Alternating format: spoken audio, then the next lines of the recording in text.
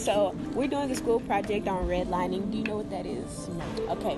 Redlining is a discriminatory practice that real estate agents and banks use to like discriminate against different areas and not give certain areas loans, or like mostly low income and minority areas. So yeah, we're doing a project to like raise awareness about that and get that out in the communities. So like, do you think you've seen like redlining in the area that you live in specifically? I've never paid attention to it. And plus, I live in Cordova, which probably, if you were talking about the low-income areas, probably that part of Cordova is probably not considered low-end, so I probably wouldn't see it. And how long has this been going on? Like, I feel like it started in like the 1800s, but like really people started noticing like the 1960s. Yeah, and it's an illegal practice, so it's like really subtle tactics that many people don't notice.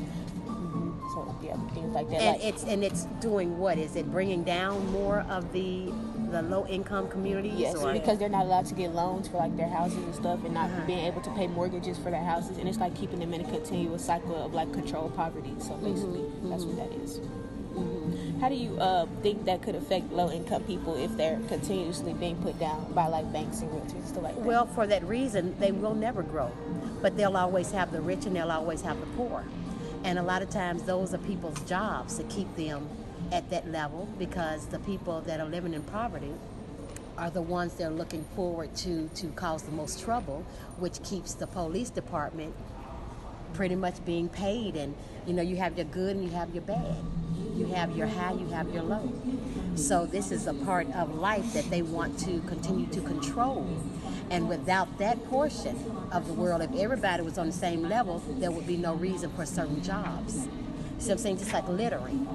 Even though littering is bad and it's a law to litter, it's somebody's job to go out there and pick it up. So without them being littering, they wouldn't have a job to go and pay to get that stuff picked up. So they're going to keep all of that. So that is a part of the society that we live in. And no matter probably how much stuff change or need to change, they'll always have that kind of stuff around to control it, that they create jobs. You see what I'm saying? That's a tactic to make the world go round. You see what I'm saying? If you and me, if there was no culture difference, it wouldn't be no need to learn in no other cultures. If it wasn't men and women, there wouldn't be no need to learn different genders or how people are. So this is one of those type of tactics. And it was created. You see what I'm saying? It was created, and so it may forever remain because it's something that was created. So do you feel like redlining could affect you later on in your life if you like try to move or buy a house or something like that?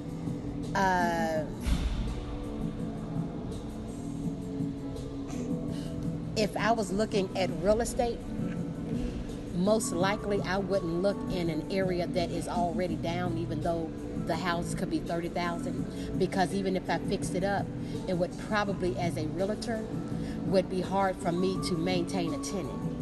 I would go for the houses that are more in the populated community.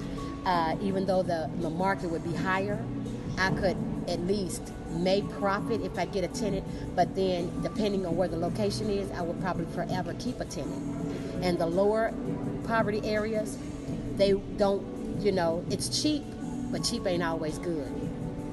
And they're going to keep it down, but actually you'll be probably trying and forever trying to keep a tenant in it, you know what I'm saying, because of the area. So would I think that it would ever be a problem for me? Probably not, because I wouldn't market anything that cheap because of the real estate that it's in, and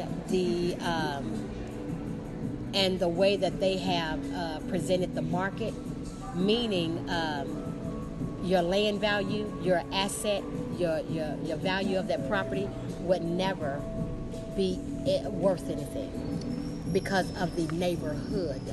So you can fix your house up and it become, well, you take a $30,000 property and you can fix it up to about $100,000, right? But everybody else's property would still keep your home in that market, and you still never value what you put into it. So it become a loss anyway. You want to talk about a solution? Oh, so we had to make a solution for our project too. And like one of my solutions was like to make a board people like probably most likely people like that are very diverse and that understand redlining and stuff, and they will like go through the loans that have been denied, and they would see if it was because like if the people were of color, or like if the people were if they had like if it was because they actually had bad credit, or like they look into their background and stuff and see if they were like denied for ethical reason instead of like just being denied for a random reason and stuff. Yeah, and my solution was to take the low income areas and partner with like local banks and get them to like have a funding programs for like their mortgages and loans and stuff like that. So basically that's what that is. So do you think our solutions would be good, or? I think they would be helpful because people are still living there, and the people that live in the poverty areas are trying to find that same cause, not to get out of poverty, but to assist in the communities that if one in the community is sick, everybody is sick. So if we can come out of that state of mind to make sure that we tend to the sick, then we'll all come up. But it's more than just that you have to look at. It is created to be there and in that condition. And that's where it will remain until some of the people that are in the legislation, or some people that have created that to be the poverty area, are out and new blood and new people come in the city, and then they look at that as being a way they can help the sick. And then once they help the sick, it will grow. But until you get and wipe out the people that are behind the reason why that is the way that is, then it ain't gonna go nowhere. They look like they're doing a standoff. But you know what I'm saying? Yeah. So it's just those people have to be cleaned out. And a lot of people in the city of Memphis downtown, it's all a buddy system. So unless a lot of them old heads is cleaned out, I don't see Memphis really doing anything but what they wanted to do. And that's build up some areas that they're trying to take back. You understand that? They're trying to take some areas back from the poverty. So if they're cleaning up a lot of downtown that were like Lamont areas that were considered poverty areas, you see how they clean it up? Because they wanted to take it back. They said, okay, it's over now for that, let's shut it down. And it was just like that. They don't want to do anything else with anything else. If they had an interest in it, they could do it, right? Yeah. It's all what they want. Thank you.